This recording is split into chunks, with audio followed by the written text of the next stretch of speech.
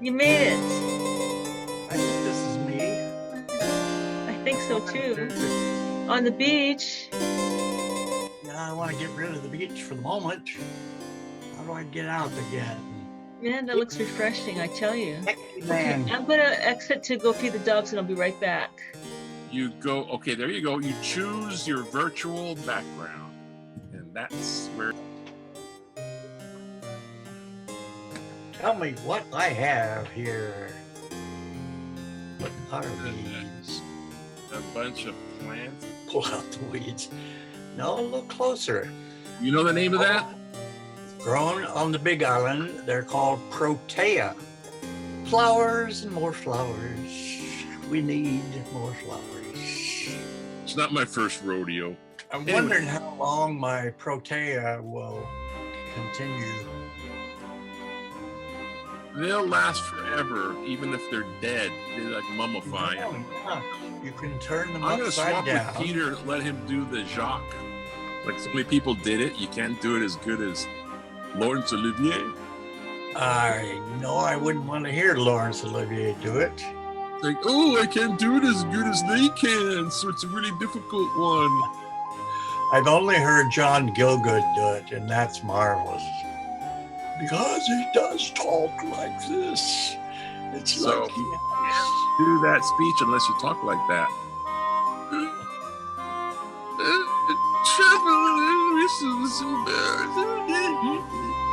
a little bit more foggy, that's all.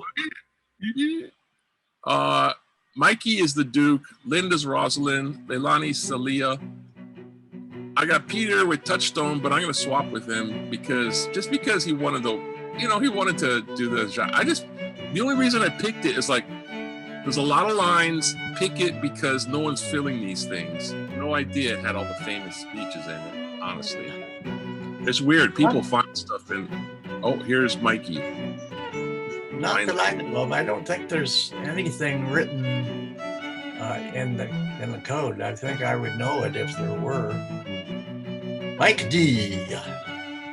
Connecting to audio. Wow. Okay. Thanks for. That's what it says. I know. You're reading it.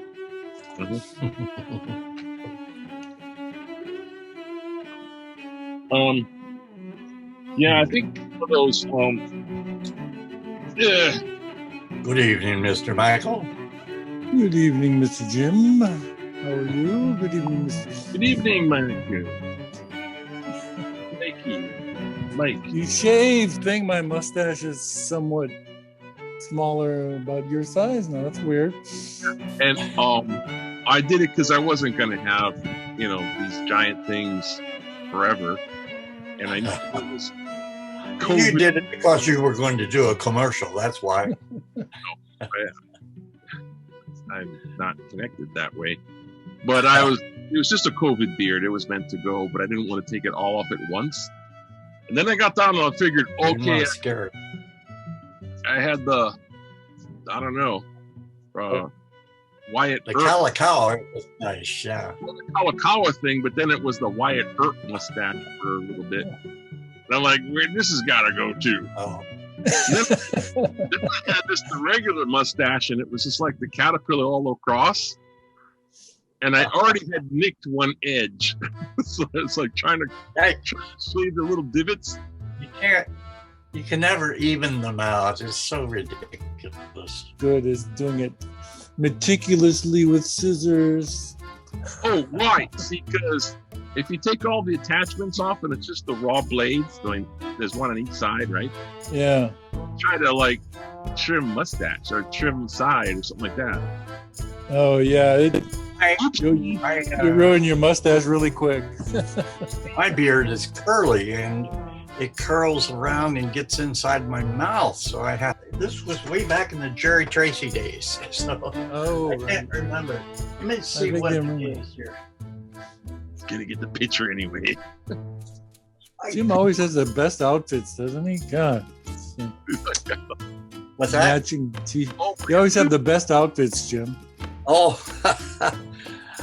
Oh, it's ridiculous. Okay, there it is. There is the man with the beard. Oh, it's Oliver Oh, from my- Hundreds. I was playing Theodore Whitman, and Peter would identify to that much more than the rest of us. But this was, was playing a 77 years old when I was 35. And I was singing a song in Sondheim's Follies. So it was a marvelous moment to be able to do that. And there's Una. Hey, Una. We're looking at Jim's ancestral tree. Check out this photo. Oh, who is that? That was me when I was 35 playing a 77-year-old character.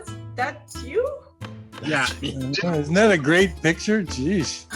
his old ancestral tree. That's quite interesting. The only clue is in the old days, people never smiled for their photos. They just took pictures like with this, straight face. The eyes, because I was only 35 at that time. Wow, you did a great job. Wow. Yeah, with makeup, good old makeup at Honolulu Community Theater. That was my big year of doing theater.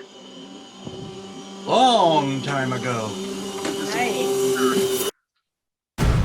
Anyway, are we all met? No, We're waiting for Linda. Oh, Linda. yeah, Mike, you got a drawing, a portrait in the back of you, behind you. Yes, and my hero. It's actually this woman. Her name is Lauren Lowe, who I met a long time ago, back in I guess like the Just Peter. Yeah. late '70s.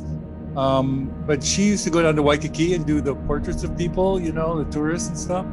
And one day she said, "Hey, I'll do one of you," So she did one of me, and I had it rolled up for like 25 years, and finally rediscovered it. It had a couple termite holes, but Leilani was nice enough to frame it for me. Oh, wow. That's kind of her thing, and she's framed it so nicely. Good. The bad news is that the wind blew it down and broke the glass in it. So I put it back in the frame without the glass. It still looks pretty good. Sorry No, about I gotta that. get you glass. I could do that. I could do the glass too. You can do the glass again. Yeah, I I don't could trust myself with glass anymore. I don't know. I think I'm too old for glass.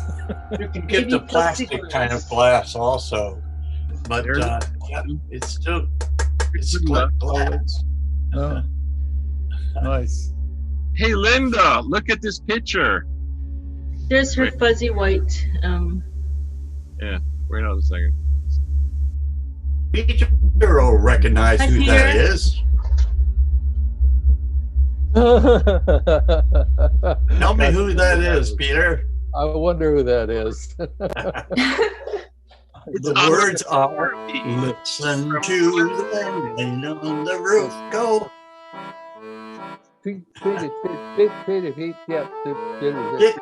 pat. That's it. Yeah. That's it. That's your song. That's Yeah. my song. Good old Sondheim comes through again. Yeah. Well, sometime it does. Sometime it doesn't. Look at this picture. It's from Ellis Island. Jim's I was Jim is here. Oh my 35. gosh. Yay. I was Made it. 35. Hi, guys. All right. 35. Wow. Jim, I gotta connect my microphone. That's And played a 77-year-old night. really It's a good makeup job, I thought. I don't want to look like that ever again. that's Even way when I cool. heard- But I love that picture. Huh? I love that picture. You've seen it in the house before. I have. I love that picture. Does it look like Jim? I don't think it looks like him. It looks like I told you like Fellini, Oh, right, Peter? Yeah, Fellini. you're Sì, scaring me. è vero, Fellini. Va bene. The one and only time I was able to wear studs. Uh, Do you ever wear studs instead of buttons on your shirt? Oh, if I had, I'd forgotten. The song. It was not tricky, but it was enough. well, it's By the tricky. way, now that everybody's here, or I think everybody's here, this summer I am offering Shakespeare plays at the Globe live, starting off with Comedy of Errors, and Macbeth is a marvelous performance with Finty Williams, the daughter of Judi Dench, is playing Lady Macduff in Act 4. Did you say Tennessee Williams? Yes, Tennessee Williams. Finty, F-I-N-T-Y. Finty Oh, okay. And also the young kid that was in Lord of the Rings. What was his name? He played Meriadoc. Anyway, he's Banquo. He's the one that gets murdered in the middle of it. And then we finish off with Twelfth Night with what's his face? Mark Rylance and Stephen Fry doing their appearance at the Globe. They toured it to the US after that. And so there's 6 performances, 6 different shows. Most of them are about 2 hours long. So if you This want, is all on Osher?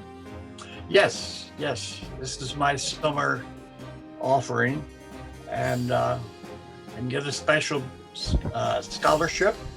Richard's already going to sign up.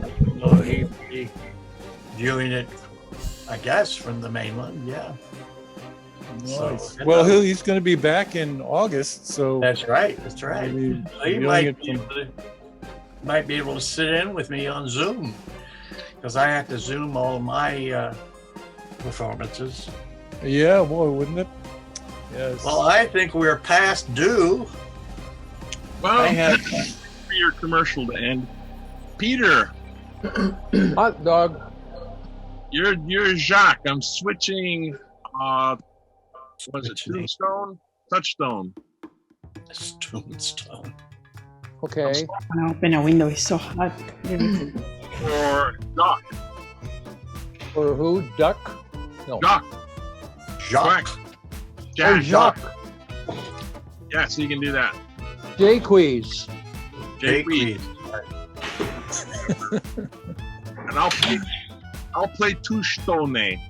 Okay, Touchstone. Okay. Duke F. Okay.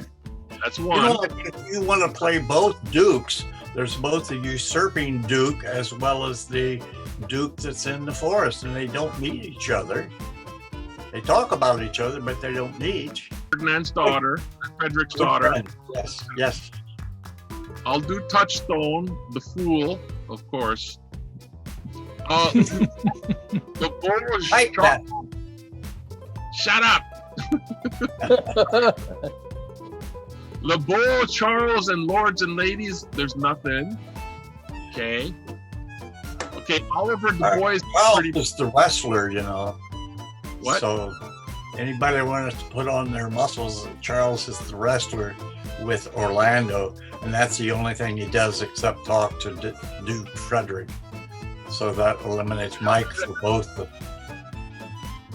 You should be the wrestler, Jim. Oh, look that boy. You want to be the wrestler? I just got to click them in. Le Beau, here.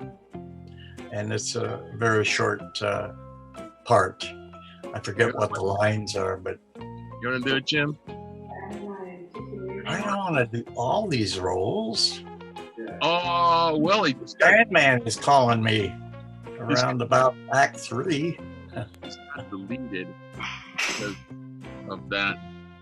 Some of the stuff is pretty weird. Oliver Du Bois. He comes in late in the play. He's the brother of. Jump on that. Well, he's actually in the first scene. That's right. So you or Peter should take that.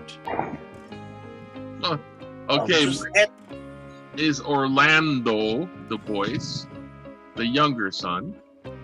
There's Yeah, Jacques that's- Du Bois, the second son. There's Adam, and you had something to say, Jim, about Adam. Yes, he's been knocking on my door for the last 15 minutes, so I've got to go make sure he's there, and he should be coming in shortly.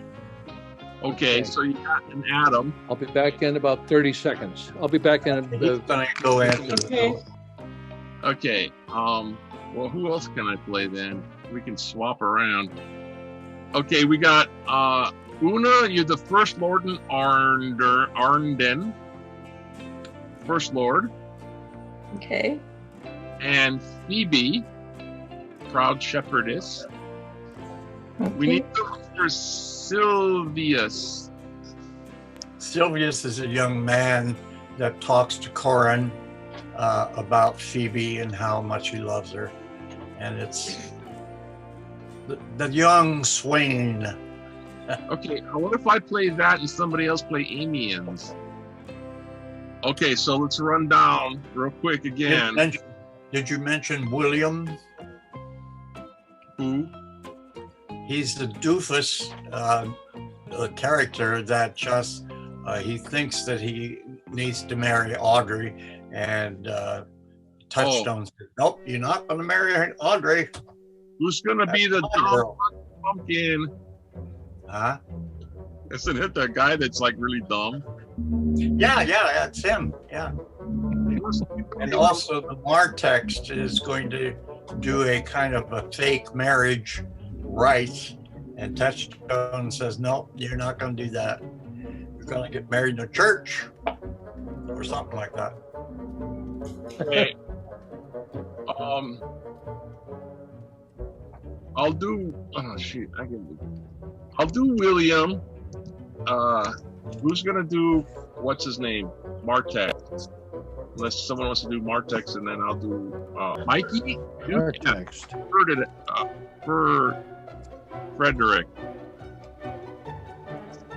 Linda, Rosalind, Leilani, Celia, Peter, Touchstone. Oh wait, that's me. Sorry, I'm doing Touchstone, and then oh gosh, that'd be K164H. And LeBeau, we got no one. I'm doing the wrestler, lords and ladies in the okay. Now I'm Oliver Du Bois. God, I got a lot of stuff going on. Jacques Du Bois. Nerd short. Jacques Du Bois. No, there's no one there. Orlando, Mikey. Adam is someone that's knocking on Jim's door. We don't have a dentist. Mikey is Duke S, also the other Duke. Peter, Jacques Ways. Wait, who's doing Amiens? Let's get to it when we get to it. We will do it. Okay, what is it? Oh, here's Linda plays it, and she's talking to herself. Well, so we'll jump in when it comes time. Let's start. Mike, set the scene for us. Each scene. Please set the scene.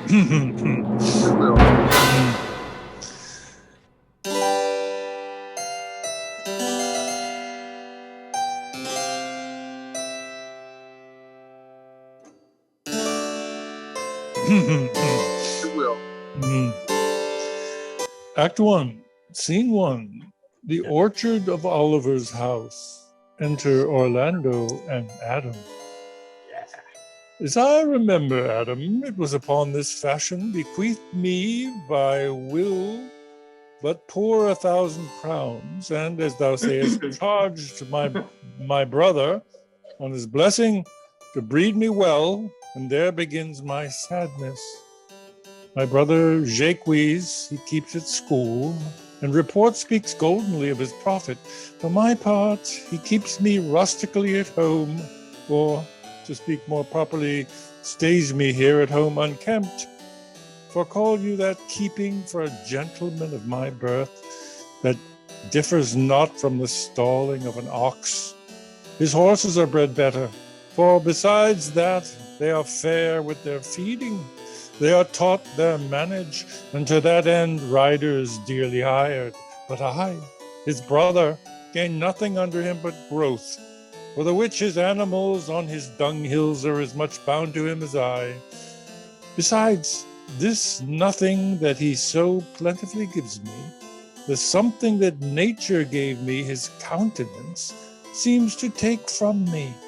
He lets me feed with his hinds, bars me the place of a brother, and as much as in him lies, minds my gentility with my education. This is it, Adam, that grieves me. And the spirit of my father, which I think is within me, begins to mutiny against this servitude. I will no longer endure it, though yet I know no wise remedy how to avoid it. Yes, yonder comes my master, your brother. Go apart, Adam, and thou shalt hear how you will shake me up. Now, sir, what makes you here? Nothing. I'm not taught to make anything. What mar you then, sir? Marry, sir, I am helping you to mar that which God made, a poor unworthy brother of yours, with idleness. Marry, sir, be better employed, and be not a while. Shall I keep your hogs and eat husks with them? What prodigal portion have I spent that I should come to such penury? Know where you are, sir? Oh, sir, very well. Here in your orchard. Know you before whom, sir? I? Better than him I am before knows me. I know you are my eldest brother, and in the gentle condition of blood, you should so know me. The courtesy of nations allows you my better, in that you are the firstborn. But the same tradition takes not away my blood. There were 20 brothers betwixt us. I have as much of my father in me as you, albeit I confess your coming before me is nearer to his reverence. What, boy? Come, elder brother, you are too young in this. Wilt thou lay hands on me, villain? I am no villain. I am the youngest son of Sir Roland de Boys. He was my father, and he is thrice a villain that says such a father begot villains. Wert thou not my brother, I would not take this hand from thy throat till this other had pulled out thy tongue for saying so. Thou hast railed on thyself. Your words of masters, be patient, for your fathers to be as cures. Let me go, I say. I will not till I please. You shall hear me. My father charged you in his will to give me good education. You have trained me like a peasant, obscuring and hiding me from all gentlemanlike qualities. The spirit of my father grows strong in me, and I will no longer endure it. Therefore, allow me such exercises as may become a gentleman, or give me the poor allottery my father left me by testament. With that I will go buy my fortunes. And what wilt thou do? Beg? Then that is spent? Well, sir, get you in. I will not long be troubled with you. You shall have some part of your will. I pray you, leave me. I will no further offend you than becomes me for my good. Get you with him, you old dog. Oh, dog, my reward. Oh, most true. I have lost my teeth in your service, and good God be with my old master. But he would not have made such a word. Is it even so? Begin you grow upon me. I will physique your rankness, and yet give no 1,000 crowns neither. Holla, Dennis. Calls your worship. Was not Charles, the Duke's wrestler, here to speak with me? So please you, here at the door and importunes access to you. Call him in. It'll be a good way, and tomorrow the wrestling is. Good morrow to you, sir, your worship. Good Monsieur Charles. What's the new news at the new court? There's no news at the new court, sir, but the old news. That is, the old Duke is banished by his younger brother, the new Duke, and 3 or 4 of them loving lords have put themselves into voluntary exile with him, and his hands and revenues enrich the new Duke. Therefore, he gives them good leave to wander. Can you tell if Rosalind, the Duke's daughter, be banished with her father? Oh, no. For the Duke's daughter, her cousin, so loves her, being ever from their cradles bred together, that she would have followed her into exile or have died to stay behind her. She is at the court and no less beloved of her uncle than his own daughter, and never 2 ladies loved as they do. Where will the old Duke live? They say he is already in the forest of Arden. But he and merry men with him, and there they live like the old Robin Hood of England. They say many young gentlemen flock to him every day and fleet the time carelessly as they did in the golden world. What? You wrestle tomorrow before the new Duke? Marry, I do. Yeah. And I came to acquaint you with a matter. I am given, sir, secretly, to understand that your younger brother, Orlando, hath a disposition to come in disguise against me to try a fall. Tomorrow, sir, I wrestle for my credit, but he that escapes me without some broken limb shall acquit him well. Your brother is but young and tender, and for your love I would be loath to foil him, as I most for my own honor, as if he come in. Therefore, out of my love to you, I came hither to acquaint you with all, and that either you stay him from his intendment, what a word is that, or brook such disgrace well as he shall run into, in that he is a thing of his own search, and altogether against my will. Charles, I thank thee for thy love to me, which shall find I will most kindly requite. I myself noticed of my brother's purpose herein, and have by underhand means labored to dissuade him from it, but he is resolute.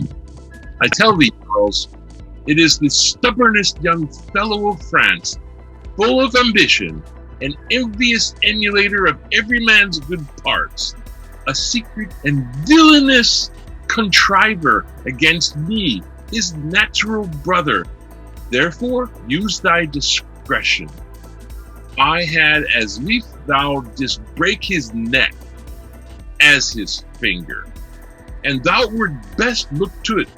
For if thou dost him any slight disgrace, or if he do not mightily grace himself on thee, he will practice against thee by poison, entrap thee by some treacherous device, and never leave thee till he hath taken thy life by some indirect means or another. For I assure thee, and almost with tears I speak it, there is not one so young and so villainous this day living. I speak but brotherly of him, but I should atomize him to thee as he is. I must blush and weep, and thou must look pale and wonder.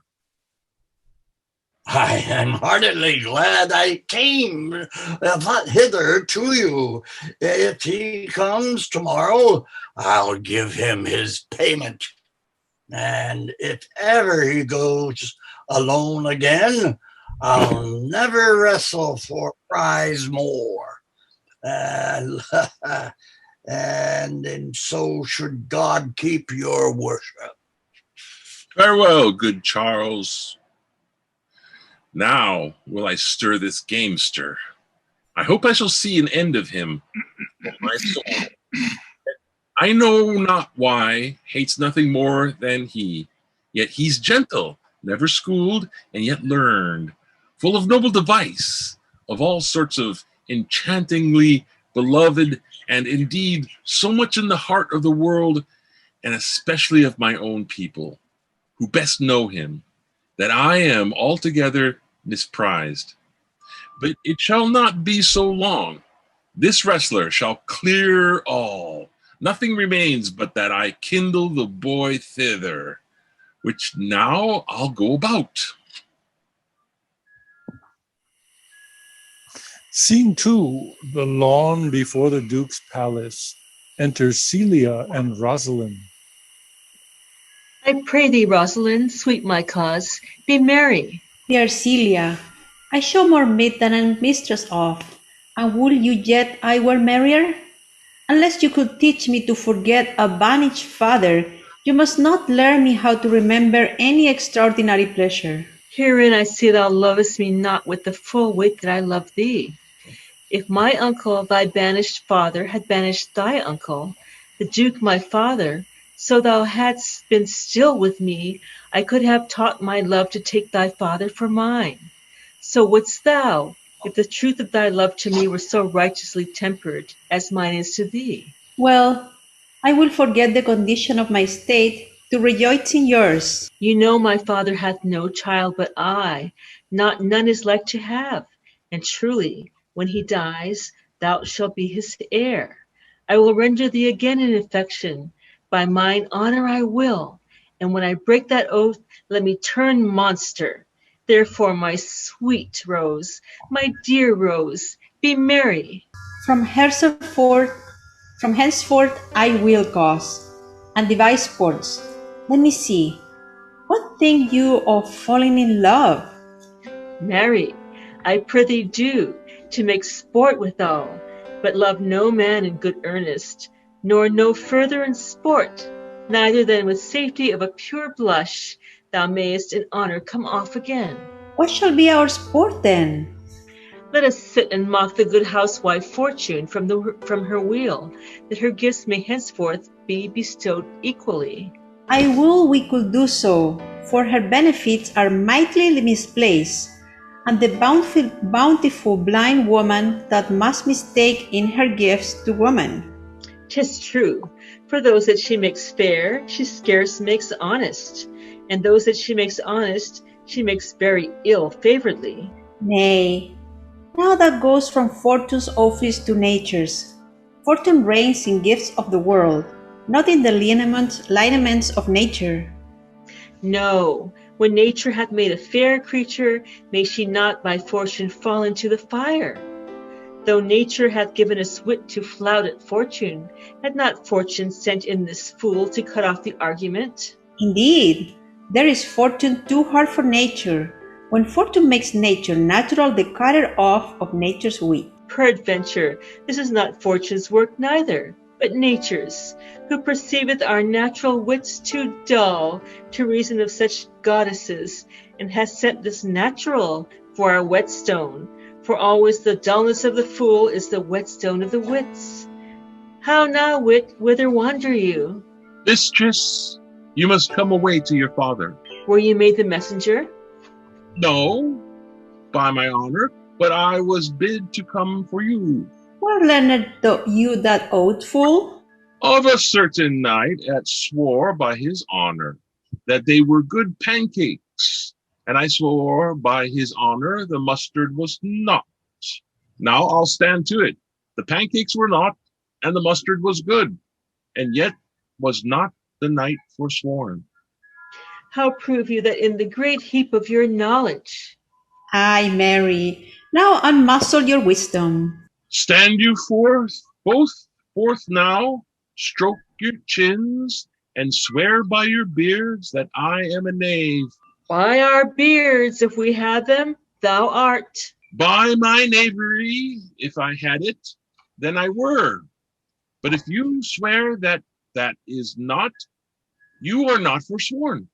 No more was this knight swearing by his honor, for he never had any, or if he had sworn it away before he ever saw those pancakes or that mustard. Prithee, who is it that thou meanest? One that old Frederick, your father, loves. My father's love is enough to honor him enough. Speak no more of him. He'll be whipped for taxation one of these days. The mere pity that fools may not speak wisely, that wise men do foolishly. By my troth, thou sayest true. For since the little wit that fools have has silenced, the little foolery that wise men have makes a great show. Here comes Monsieur Le Beau, with his mouth full of news. Which he will put on us as pigeons feed their young. Then shall be news cream. All the better, we shall be the more marketable. Bonjour, Monsieur Le Beau. What's the news? Fair princess, you have lost much good sport. Sport? Of what color? What color, madam? How shall I answer you? As wit and fortune will. Or as the destinies decree. Well said. That was laid on with a trowel. Nay, if I keep not my rank, thou losest thy old smell. You amaze me, ladies. I would have told you of good wrestling, which you have lost sight of. You tell us the manner of the wrestling. I will tell you the beginning, and if it please your ladyships, you may see the end, for the best is yet to do. And here, where you are, they are coming to perform it. Well, the beginning that is dead and buried. There comes an old man and his 3 sons. I could match this beginning with an old tale. 3 proper young men of excellent growth and presence. With bills on their necks, be it known unto all men by their presence. The eldest of the 3 wrestled with Charles, the Duke's wrestler, which Charles in a moment threw him and broke 3 of his ribs. That there is little hope of him, so he served the 2nd, and so the 3rd. Yonder they lie, poor old man, their father making such a pitiful dole over them that all the beholders take his part with the weeping. Alas! But what is the sport, monsieur, that the ladies have lost? Why, this that I speak of. Thus men may grow wiser every day. It is the first time that ever I heard breaking of ribs was a sport for ladies. Or I promise thee. But is there any else longs to see this broken music in his sides? Is there yet another dotes upon rib breaking? Shall we see this wrestling, cousin? You must, if you stay here, for here is the place appointed for the wrestling, and they are ready to perform it. Yonder, sure they are coming. Let us now stay and see it. Enter Duke Frederick, Lords, Orlando, Charles, and attendants. Come on, since the youth will not be entreated, his own peril on his forwardness. Is yonder the man? Even he, madame. Alas, he is too young, yet he looks successfully. How now, daughter and cousin, are you crept hither to see the wrestling? Aye, my liege, so pleased you give us leave. You will take little delight in it, I can tell you. There are such odds in the man. I pity of the challenger's youth. I would fain dissuade him, but he will not be entreated. Speak to him, ladies. See if you can move him. Call him hither, good Monsieur Le Beau. Do so, I'll not be by. Monsieur the Challenger, the princesses call for you. I attend them with all respect and duty. Young man, have you challenged Charles the wrestler? No, fair princess. He is the general challenger. I come but in, as others do, to try with him the strength of my youth. Young gentleman, your spirits are too bold for your years. You have seen cruel proof of this man's strength. If you saw yourself with your eyes or knew yourself with your judgment, the fear of your adventure would counsel you to a more equal enterprise. We pray you, for your own sake, to embrace your own safety and give over this attempt. Do, young sir. Your reputation shall not therefore be misprized. We will make it our suit to the Duke that the wrestling might not go forward. I beseech you, punish me not with your hard thoughts, wherein I confess me much guilty to deny so fair and excellent ladies anything. But let your fair eyes and gentle wishes go with me to my trial, wherein, if I be foiled, there is but one shame that was never gracious. If killed, but one dead that was willing to be so. I shall do my friends no wrong, for I have none to lament me. The world no injury, for in it I have nothing. Only in the world I fill up with space, which may be better supplied when I have made it empty. The little strength I have, I will it wear with you. And mine to eke out hers. Fare you well. Pray heaven I be deceiving you. Your heart's desires be with you. Come! Where is this young gallant that is so desirous to lie with his mother, Earth? Ready, sir, but his will hath in it more modest working. You shall try but one fall. No, I warrant your grace, you shall not entreat him to a second. You shall have so mightily persuaded him at first. And you mean to mock me after? You should not have mocked me before. But come your ways. Now, Hercules, that be thy speed, young man. I would I were invisible to catch the young fellow by the leg. Oh, excellent. Oh, excellent, young man. Or if I had a thunderbolt in mine eye, I can tell who should down.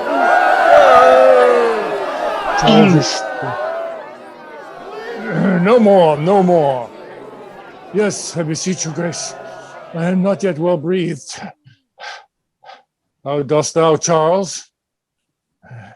He cannot speak, my lord. Bear him away. What is thy name, young man?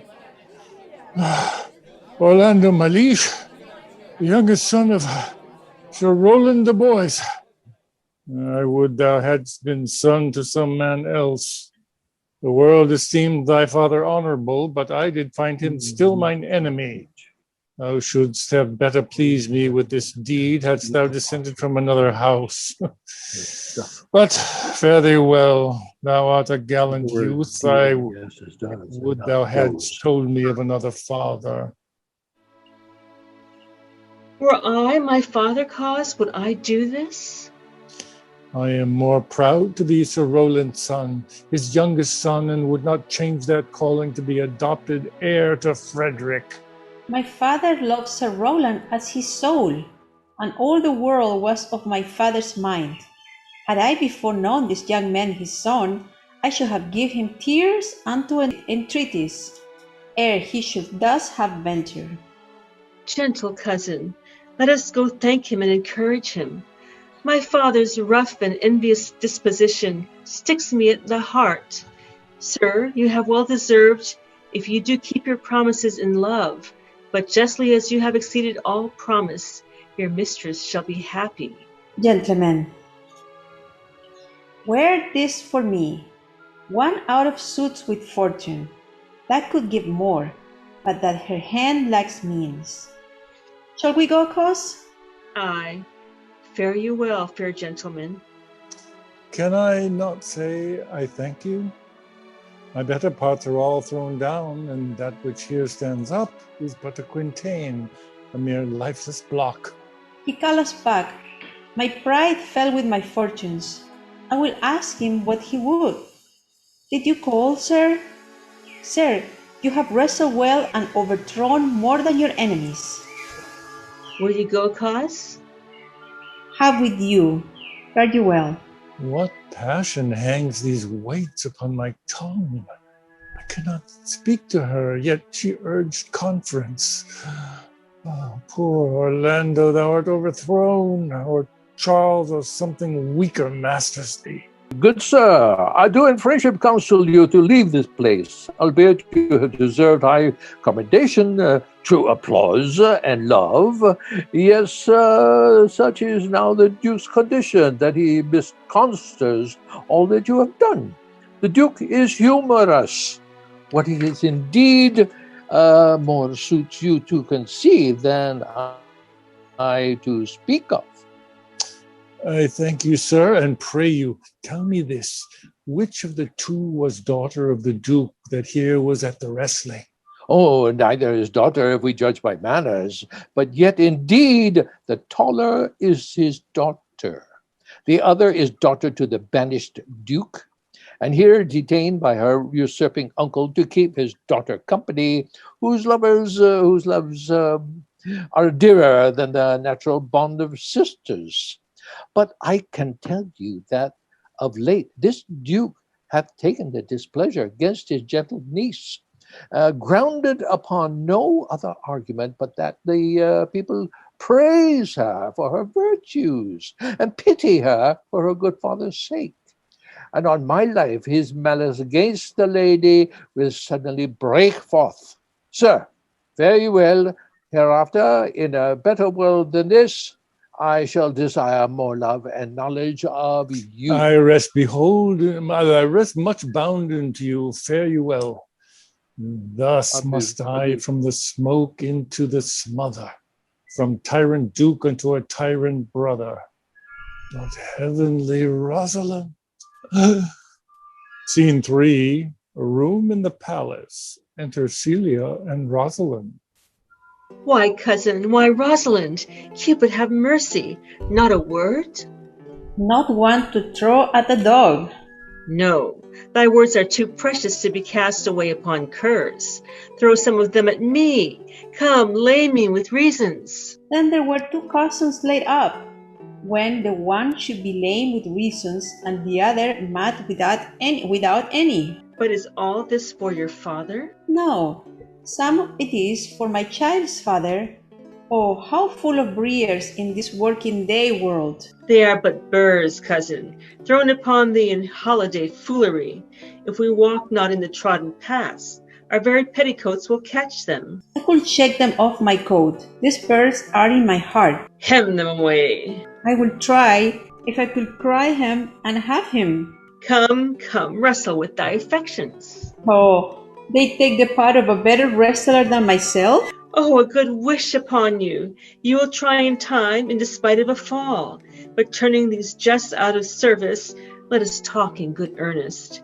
Is it possible on such a sudden we should fall into so strong a liking with old Sir Rowland's youngest son? The Duke, my father, loves his father dearly. Doth it therefore ensue that you should love his son dearly? By this kind of chase I should hate him, for my father hated his father dearly. Yet I hate not Orlando. No, faith, hate him not, for my sake. Why should I not? Doth he not deserve well? Let me love him for that. And do you love him because I do? Look, here comes the Duke. With his eyes full of anger. Mistress, dispatch you with your safest haste and get you from our court. Me, uncle? You, cousin, within these 10 days, if that thou beest found so near our public court as 20 miles, thou diest for it. I do beseech your grace. Let me the knowledge of my fault bear with me. If with myself I hold intelligence, or have acquaintance with mine own desires, if that I do not dream or be not frantic, as I do trust I am not, then, dear uncle, never so much as in a thought unborn did I offend your highness. Thus do all traitors. If their purgation did consist in words, they are as innocent as grace itself. Let it suffice thee that I trust thee not. Yet your mistrust cannot make me a traitor. Tell me whereon the likelihood depends. Thou art thy father's daughter, that is enough. So was I when your highness took his dukedom. So was I when your highness banished him. Treason it is not inherit, my lord, or if we did derive it from our friends, what's that to me? My father was not traitor. Then, good my liege, mistake me not so much to think my poverty is treacherous. Dear sovereign, hear me speak. Ay, Celia, we stayed her for your sake, else had she with her father ranged along. I did not then entreat you to have her stay. It was your pleasure and your own remorse. I was too young that time to value her, but now I know her. If she be a traitor, why so am I. We have slept together, rose in an instant, learned, played, eat together, and wheresoever we went, like Juno's swans, still we went coupled and inseparable. She is too subtle for thee, and her smoothness, her very silence, and her patience speak to the people, and they pity her. Thou art a fool, she robs thee of thy name, and thou wilt show more bright and seem more virtuous when she is gone. Then open not thy lips. Firm and irrevocable is my doom which I have passed upon her. She is banished. Pronounce that sentence then on me, my liege. I cannot live out of her company. You are a fool. You niece, provide yourself. If you outstay the time, upon mine honor and in the greatness of my word, you die. Oh, my poor Rosalind, whither wilt thou go? Wilt thou change fathers? I will give thee mine. I charge thee, be not thou more grieved than I am. I have more cause. Thou hast not, cousin. Prithee be cheerful. Knowest thou not the Duke hath banished me, his daughter? That he hath not. No, hath not? Rosalind lacks then the love which teacheth thee that thou and I am one. Shall we be sundered? Shall we part, sweet girl? No, let my father seek another heir. Therefore, devise with me how we may fly, whither to go, and what to bear with us, and do not seek to take your change upon you, to bear your griefs yourself and leave me out. For by this heaven, now at our sorrows pale, say what thou canst. I'll go along with thee. Why? Whither shall we go? To seek my uncle in the forest of Arden. Alas, what danger will be to us, maids as we are, to travel forth so far? Beauty provoked thieves sooner than gold. I'll put myself in poor and mean attire, and with a kind of umber smirch my face. The like do you, and shall we pass along and never stir assailants? Were it not better, because that I am more than common tall, that I did suit me all points like a man, a gallant curl axe upon my thigh, a boar spear in my hand, and in my heart lie there what hidden woman fears their will. Well, have a washing and a marshal outside, as many other mannish cowards have that do outface it with their semblances. What shall I call thee when thou art a man? I have no worse name than Job's own page, and therefore look you call me Ganymede. But what will you be called? Something that hath a reference to my estate. No longer Celia, but Aliena. But cousin, what if we essay to steal the clownish fool out of your father's court? Will he not be a comfort to our trouble? He'll go along o'er the wide world with me. Leave me alone to woo him. Let's away and get our jewels and our wealth together. Devise the fittest time and safest way to hide us from pursuit that will be made after my flight. Now we go in content to liberty and not to banishment. Act 2, Scene 1, the Forest of Arden. Enter Duke Senior, Amiens, and 2 or 3 lords like foresters. Now my cold maid and brothers are in exile. Hath not old custom made this life more sweet than that painted pomp? Are not these woods more free from peril than the envious court? Here we feel not the penalty of Adam, the season's difference, as the icy fang and churlish chiding of the winter's wind, even which, when it bites and blows upon my body, even till I shrink with cold, I smile and say, "'Tis this, this is no flatterer. This, these are counselors that fleetingly persuade me what I am. Sweet are the uses of adversity, which, like the toad, ugly and venomous, wears yet a precious jewel in his head. And this life, exempt from public haunt, finds tongues in trees, in books, in the running brooks, sermons in stone, and good in everything." I would not change it. Happy in your grace, that can be translate the stubbornness of fortune into so quiet and so sweet a style. Come, shall we go kill us or venison? Yet it irks me that the poor dappled fools, being native burghers to this desert city, should in their own confines with forked heads have their round haunches gored. Indeed, my lord, the melancholy jug grieves at that, and in that kind swears you do more usurp than doth your brother that hath banished you. Today, my lord of Amiens and myself did steal behind him as he lay along, under an oak whose antique wood peeps out upon the brook that brawls along this wood, to the which place a poor sequestered stag that from the hunter's aim had tamed a hunt, did come to languish. And indeed, my lord, that the wretched animal behaved forth such groans that there's discharged, there stretches leathern coat almost to bursting, and the big round tears cursed one another down his innocent nose in piteous chase, and thus the hairy full much marked of the melancholy Jeff stood on the extremest verge of the swift brook, augmenting it with tears. But what said Jaques? Did he not moralize the spectacle? Oh, yes, into 1,000 smiles.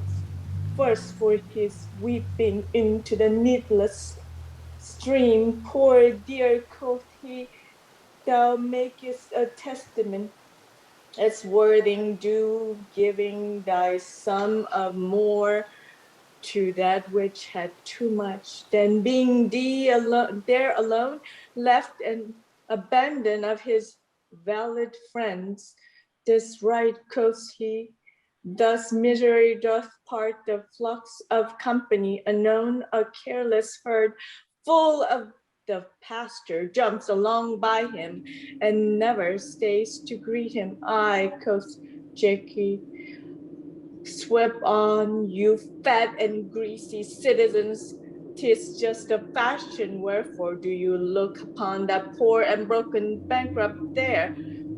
Thus must inversitively he pierced through the body of the country city court.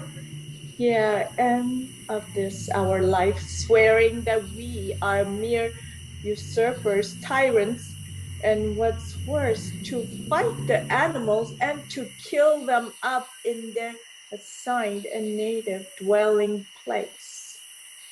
And did you leave him in this contemplation? We did, my lord, weeping and commenting upon the sobbing deer. Show me the place. I love to cope him in these sullen fits, for then he is full of matter. I'll bring you to him straight. Scene 2, a room in the palace. Enter Duke Frederick with lords. Can it be possible that no man saw them? It cannot be. Some villains of my court are of consent and sufferance in this. I cannot hear of any that did see her. The ladies heard attendants of her chamber saw her a bed, and in the morning early they found the bed untreasured of their mistress. My lord, the Roynish clown at whom so oft her grace was wont to laugh is also missing. Hesperia, the princess gentlewoman, confesses that she secretly o'erheard your daughter and her cousin much command these parts and graces of the wrestler, that did but lately foil a sinewy Charles, and she believes, wherever they are gone, that youth is surely in their company. Send to his brother, fetch that gallant hither. If he be absent, bring his brother to me. I'll make him find him. Do this suddenly, and let not search and inquisition quail to bring again these foolish runaways. Scene 3. Before Oliver's house, enter Orlando and Adam meeting. Who's there? It's my old master. Oh, my gentle master. Oh, my secret master. Oh, you memory of old Sir Roland. Oh, what makes you here? Oh, why are you virtuous? Why do people love you? And why ask, therefore, you gentle, strong, and valiant? What would you have found overcome? And the bonny prizer of the humorous Duke, your praise has come to earth too swiftly, to the home before you. Know you not, master, to some kind of man their graces serve them but as enemies? And no more do yours. Your virtues, gentle master, are sanctified and holy trainers to you, traitors. And what a world is this when it is comely, envious that bears it. Why, what's the matter? Oh, unhappy youth, come not within these doors, and within this the enemy of all your graces lives. Your brother, no brother, yet the son, yet not the son. I will not call him son.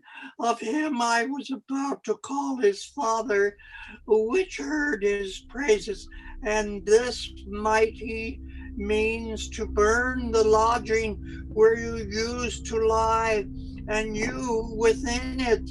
If he fail of that, he will find other means to cut you off. I overheard him, but his practices, this is no place. This house is but a butchery. Abhor it, fear it, do not enter it. Why, whither, Adam, wouldst thou have me go? No matter whither, so you come not here. What, wouldst thou have me go and beg my food? Or with a base and boisterous sword enforce a thievish living on the common road? This I must do, or know not what to do, yet this I will not do how I can. I rather will subject me to the malice of a diverted blood and bloody brother. Oh, do not so. I have 500 crowns and thrifty hire I saved under your father, which I did store to my foster nurse.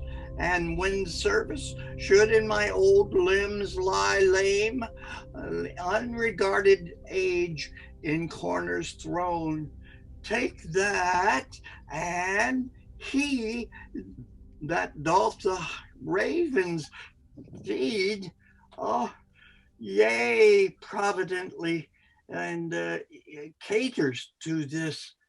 Here is the gold, and this I give you.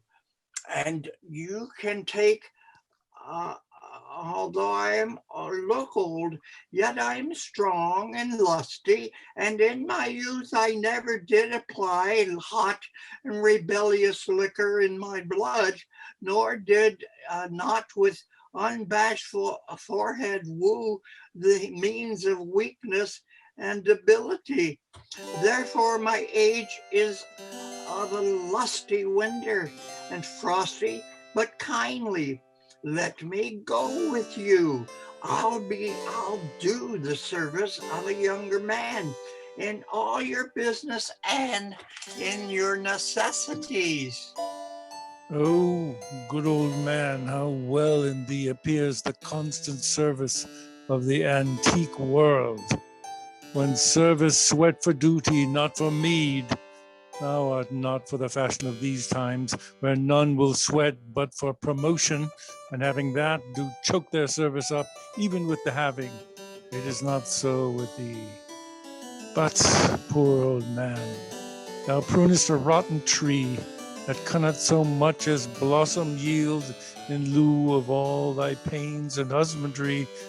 But come thy ways, we'll go along together, and ere we have thy youthful wages spent, we'll light upon some settled low content. Master, go on, and I will follow thee, and to the last gasp with truth and loyalty, from 17 years till now almost 80.